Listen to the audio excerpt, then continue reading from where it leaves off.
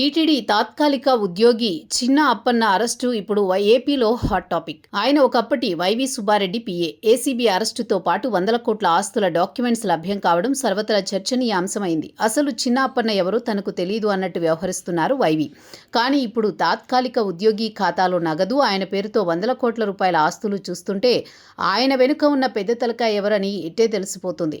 TTD నెయ్యి కుంభకోణానికి సంబంధించి చిన్న అప్పన్న పేరు తెరపైకొచ్చింది.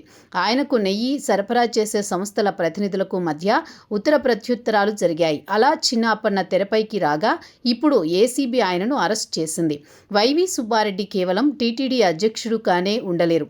రాజ్యసభ సభ్యుడిగా, ఉత్తరాంధ్ర రీజనల్ కోఆర్డినేటర్గా కూడా వ్యవహరించారు. స్వయానా జగన్కి బాబాయ్ కావడంతో ఒక అధికార శక్తిగా మారారు.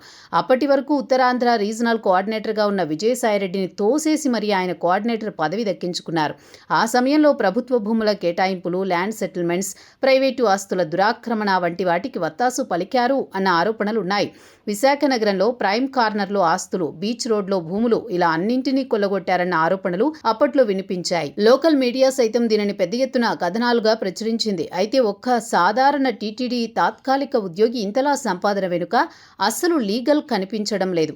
పెద్ద ఎత్తున బినామీ పర్వం నడిచినట్టు స్పష్టమవుతోంది. ఒక మాటలో చెప్పాలంటే చిన్న అప్పన్న ఆస్తులు ఆయనకు కూడా తెలియనంతగా బినామీగా మారిపోయినట్లు స్పష్టమవుతోంది. కేవలం ఆయన ఒక్కరు మాత్రమే కాదు, కుటుంబ సభ్యుల పేరుతో సైతం పెద్ద ఎత్తున ఆస్తులు వెలుగులోకి వచ్చాయి.